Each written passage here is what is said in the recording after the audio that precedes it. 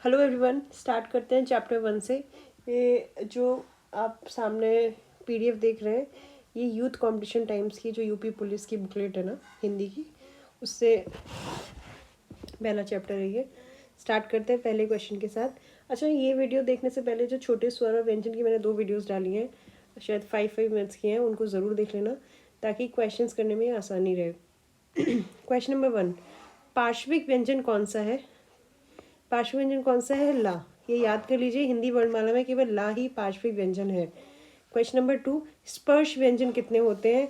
आंख में, मतलब इट्स लाइक आप आंख बंद करके you should know the answer. स्पर्श व्यंजन 25 होते हैं। ऑप्शंस वहाँ पे देखने ही ना पड़े, इतना आपको पता होना चाहिए क्योंकि टाइम कम है। 2 घंटे में आपको 160 क्वेश्चंस करने हैं, तो कोशिश करें कि आपको मैक्सिमम से मैक्सिमम PYQs जो है हिंदी के वो याद होने चाहिए, जो बेसिक है। ठीक है, तो स्पर्श व्यंजन कितने होते हैं? 25। ठीक है, कौन से? का से लेके का वर्ग, चा वर्ग, ट वर्ग, ता वर्ग, पा वर्ग। ठीक है, 5 × 5। ओके, इन्हें स्पर्श व्यंजन क्यों कहा जाता है? क्योंकि इनके उच्चारण के दौरान जीभ जो होती है वो मुख के विभिन्न भागों को स्पर्श करती है। कौन कौन से होते हैं? जैसे कंठ हो गया, गला हो गया, आपका कंठ हो गया, दंत हो गया, ठीक है, दांत हो गए, मूर्धा हो गया, तालु हो गया। नाउ क्वेश्चन नंबर 3, यारा लावा कौन से व्यंजन है? यारा लवा, अब याद रखना, यारा लवा जो है वो अंतस्थ व्यंजन है। कौन से? अंतस्थ व्यंजन है। ऊष्म व्यंजन, ये 4 अंतस्थ हो गए, 4 ऊष्म है। कौन कौन से हैं? शा, श, श, ह। ठीक है, शा, सा, श, ह। ओके, संयुक्त भी 4 है, छ, त्र, ज्ञ एंड श्र। ठीक है, स्पर्श 25 है, का से माँ तक। ओके, क्वेश्चन नंबर 4, ई किस प्रकार के वर्ण है? देखो, मैं एक्सप्लेनेशन नहीं पढ़ रही हूँ क्योंकि मैंने वो छोटी वीडियोस है ना, उसमें एक बिल्कुल इजीली बता दिया है। बहुत छोटी सी वीडियो, जरूर देख लें। ई कौन से वर्ण है? ई ही तालव्य स्वर है। ठीक है, तालव्य वर्ण है। ठीक है, क्योंकि ये तालु से बोले जाते हैं। ओके, और कंठ कौन से हैं? क्या है? कंठ है। ओके, याद रखना। मूर्धा क्या है? ऋषि वाला। ओके, मूर्धा क्या है? ऋषि वाला। याद रखेंगे ना? नाउ क्वेश्चन नंबर 5, निम्नलिखित में से कौन सा व्यंजन अपभ्रंश वर्णमाला में नहीं है? अपभ्रंश वर्णमाला जो है मैंने नहीं पढ़ाई है, तो हम ना एक छोटा सा व्यू ले लेते हैं अपभ्रंश वर्णमाला का। मैंने एक छोटा सा स्नैपेट है, उसमें ये काफ़ी अच्छे से पढ़ा है। लेट मी चेक कहाँ है। हाँ, ठीक है। देखो, अपभ्रंश क्यों बोल रहे हैं इसको? बेसिकली ऐसा हुआ है कि जैसे संस्कृत हुआ, फिर संस्कृत के बाद हमने जो हिस्ट्री पढ़ते हैं उसमें देखने की वैदिक काल आया। ठीक है, और उसके बाद बुद्धिज्म, जैनिज्म का राइज हुआ, तो पाली, प्राकृत, बहुत सारी लैंग्वेजेस ने राइज किया। ठीक है, तो मतलब हिंदी कोई पाली प्राकृत में मोस्टली हिंदी, संस्कृत से हिंदी आई, हिंदी को तोड़ मोड़ के फिर प्राकृत, पाली बोले जाने लगी। तो जो वो रीजनल वेरिएशंस आए ना, उसको हम अपभ्रंश की वर्णमाला बोलते हैं, क्योंकि रीजनल वेरिएशन में जो आपकी जो ध्वनि उच्चारण है ना स्वर और व्यंजन का, वो थोड़ा वेरी करता है। ठीक है, तो लिपि जो होती है ना वो वेरी करती है। तो अपभ्रंश की वर्णमाला में स्वर कितने होते हैं? 8। हमारी जो वर्णमाला होती है उसमें कितने स्वर होते हैं? 11 और 2 अयोगवा। लेकिन अपभ्रंश की वर्णमाला में स्वर कितने हैं? 8। कौन कौन से नहीं है ये याद रखना। बड़ा ए, मतलब आई, औ, अंग, आ, ये नहीं है। री नहीं है क्योंकि री की जगह हम री बोलते हैं। ठीक है, री की जगह हम क्या लिखते हैं? री। ओके, व्यंजन कितने हैं? 30। व्यंजन कितने हैं? 30। कौन कौन से नहीं है ये याद रखना। जो ये पंचमाक्षर था ना, नंबर 5, इसमें आपका इया और उआ नहीं है। उसके बाद ऊष्म व्यंजन का शा नहीं है। तो आप देखो ऐसे याद करो, ऊष्म में जो शा आता है ना, वही अपभ्रंश में नहीं है। उसके बाद संयुक्त व्यंजन चारों नहीं है। ठीक है, संयुक्त व्यंजन जो है ना वो चारों नहीं है। छात्रा, क्षरा, ज्ञा, ये एक भी हिंदी की वर्ण अपभ्रंश की वर्णमाला में नहीं आता है। इसमें बहुत सारी लिपि है, जैसे कि शारदा लिपि, नागरी लिपि, महाजनी लिपि। ये वेरी करती है डिफरेंट डिफरेंट जोग्राफी की लोकेशन से। जैसे कि शारदा लिपि कश्मीर वाले इलाके में ज़्यादा बोली जाती है। नागरी लिपि जो देवनागरी है उसी से निकल के आई है, तो नॉर्थ इंडियन जो बेल्ट है उसमें नागरी लिपि को काफ़ी यूज़ किया जाता है। जैसे क्या होता है ना कि इसमें जैसे हमने हिंदी में लिखते हैं काम, तो वही अपभ्रंश में क्या हो जाता है? कम। ठीक है ना, धर्म, धम।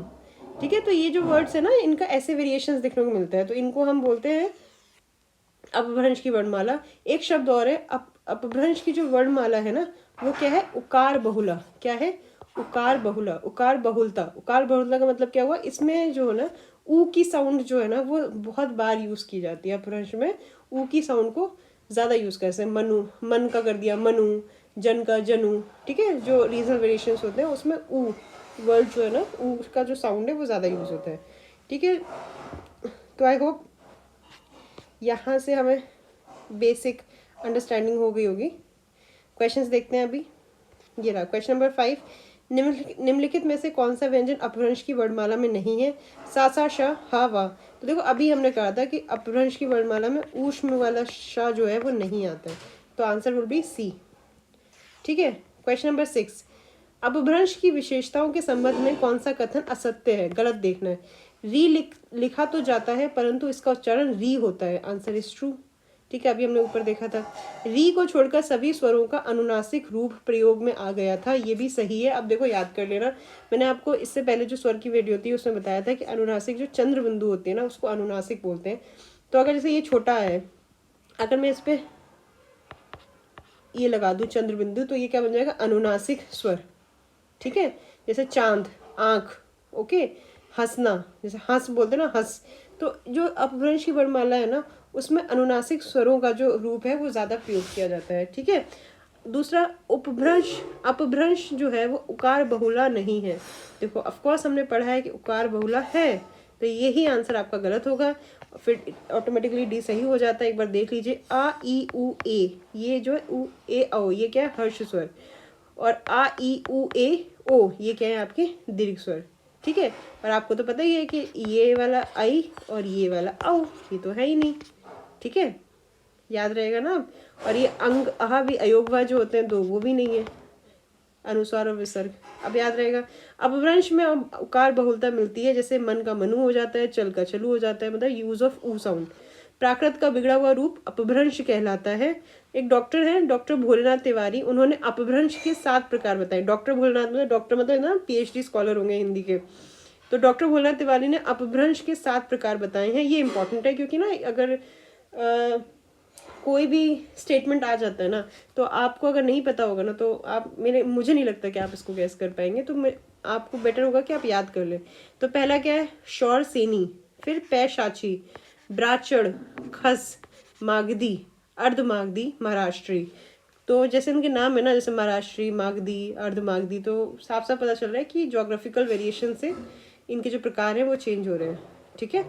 मागधी, अर्धमागधी ये बिहार वाला जो बेल्ट है, महाराष्ट्री जो आपका सेंट्रल ये महाराष्ट्र वाला बेल्ट हो गया, शौर शनि से मथुरा वगैरह वाला एरिया हो गया ना, मथुरा से, तो ये इजी है। बाकी पैशाची, ब्राचड़ और खस का मैं आइडिया नहीं लगा पा रही हूँ। अगर आपको आता होगा तो प्लीज़ मुझे कमेंट सेक्शन में बताना। क्वेश्चन नंबर 7, इनमें से कौन सा स्वर युग्म, ठीक है, कौन सा जोड़ा है जो है स्वरों का, वो अपभ्रंश की वर्णमाला में नहीं आता है? तो देखो ये अपभ्रंश की वर्णमाला ज़रूर देख लेना, ठीक है। और छोटा सा है एक, उसमें स्नैपेट में हो गया। तो कौन सा आता है? देखो आ बड़ा छोड़, ये तो हमारा आता है, ई ऊ भी आता है, आई भी आता है, ए औ नहीं आता है, ठीक है ना। ए औ से औरत, ए से ऐनक, ये नहीं आता है। और री का री हो जाता है, ठीक है। और अनुस्वार भी नहीं आ रहा है, अंगा। अपभ्रंश की वर्णमाला में निम्नलिखित में से कौन सी व्यंजन ध्वनि सम्मिलित है? कौन सी व्यंजन ध्वनि सम्मिलित है? देखो शा तो नहीं है, मैंने पढ़ा, अभी हमने बताया था कि ऊष्म में ऊष्म का शा नहीं आता है, बाकी शा, सा, हा सब आते हैं, ठीक है। फिर मैंने आपको बताया था का वर्ग का जो पंचमाक्षर है इया, वो भी नहीं आता है, तो यानी ये भी नहीं आता है।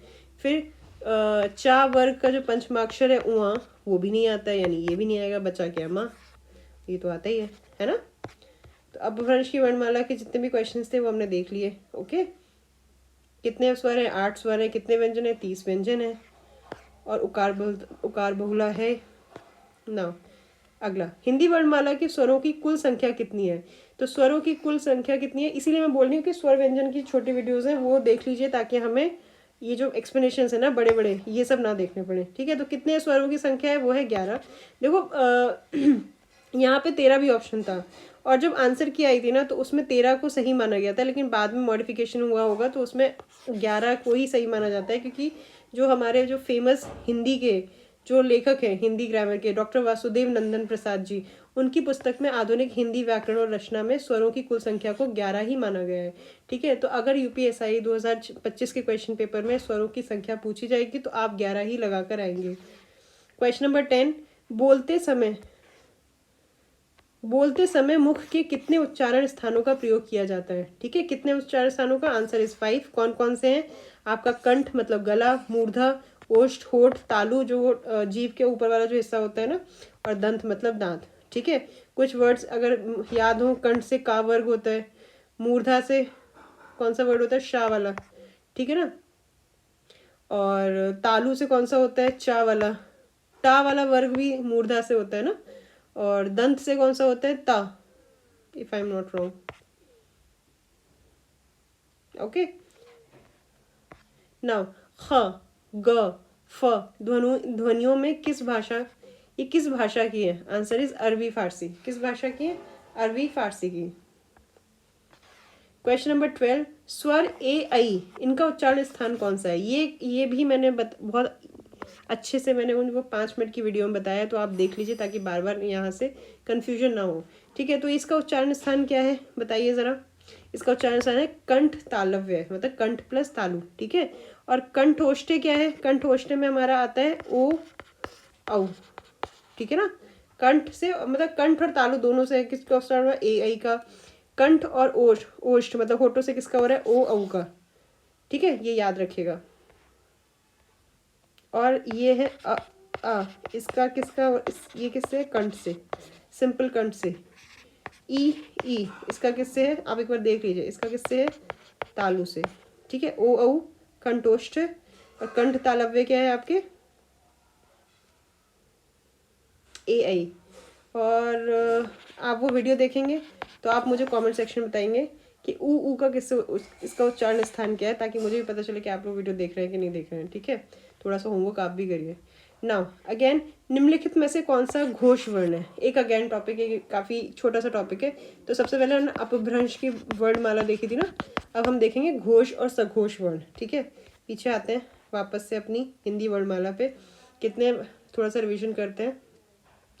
हिंदी वर्णमाला में हमने कितने वर्ण देखे थे? 52। ठीक है, 52 देखे थे। स्वर कितने हैं? 11। दो क्या हैं? अयोगभाव व्यंजन कितने हैं? 39। ओके, और इसमें दो शब्द नहीं है, वो क्या नहीं है? ड़ा और ला। ओके, तो इसमें हमने क्वेश्चन क्या था? घोष और सघोष, ये दोनों जो ड़ा है ना, सॉरी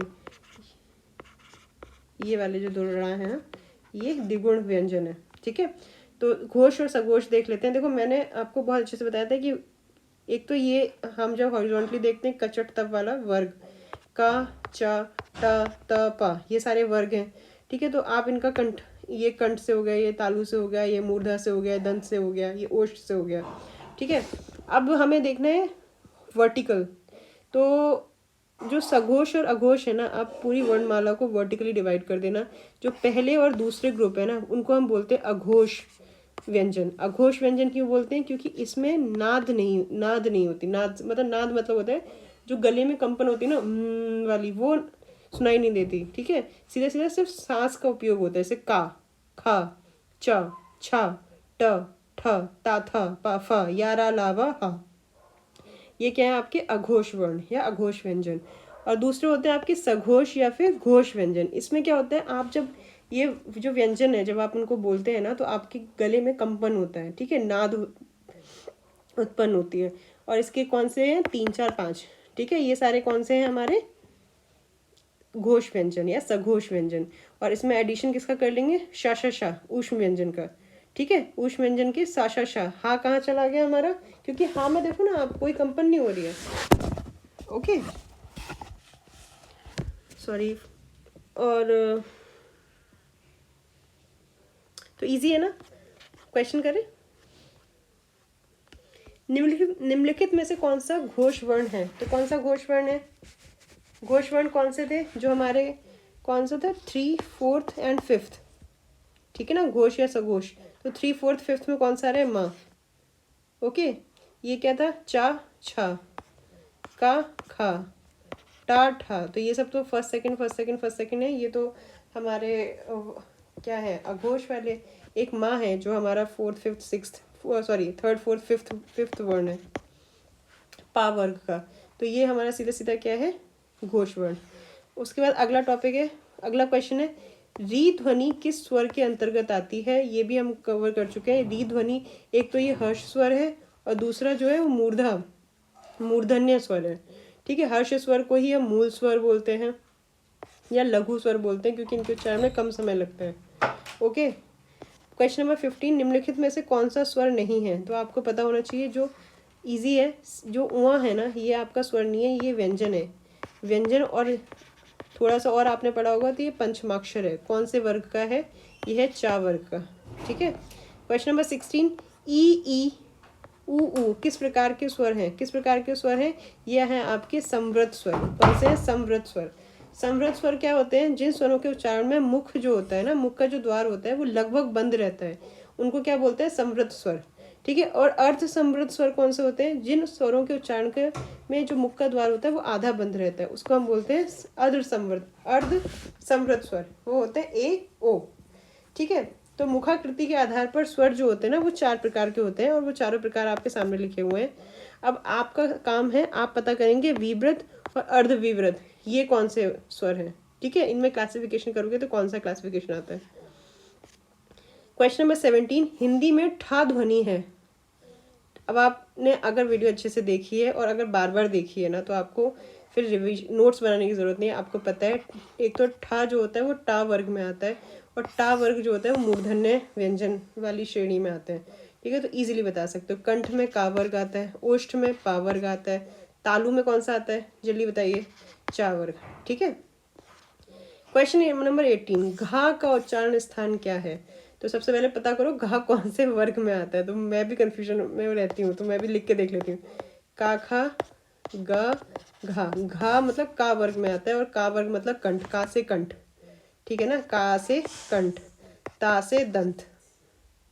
ठीक है, दा दंत में देखो तार है, और मूर्धा इजी है, ट ठा डा, ठा से ठटेरा टा टा। और तालु जो है वो कौन सा है? चा वर्ग। ठीक है ना, तालु चालू, ऐसा कुछ राइमिंग वर्ड्स अपना बना लीजिए ताकि याद रहे। ठीक है, इसमें वही है जो हम बता चुके हैं, तो ज़रूरत नहीं है इसको दोबारा देखने की। क्वेश्चन नंबर 19, हिंदी में मूलतः वर्णों की संख्या कितनी है? अब याद रखिएगा 52। कितनी संख्या है? 52। स्वर 11, 2 अयोगवा, मूल व्यंजन 33। ठीक है, और उसके बाद द्विगुण व्यंजन 2, संयुक्त व्यंजन 4। क्वेश्चन नंबर 20, निम्नलिखित में से कौन सा वर्ण महाप्राण का उदाहरण है? यहाँ से हम नेक्स्ट वीडियो में करेंगे, छोटा सा एक वीडियो और बना लेंगे, उससे याद रहेगा। और ज़्यादा लंबी वीडियो होगी तो आपका कॉन्सेंट्रेशन ब्रेक होगा। वीडियोस को छोटा रखते हैं। क्वेश्चन 19 डिस्कस हो गए, 20 से नेक्स्ट वीडियो में करेंगे। तब तक के लिए बाय बाय।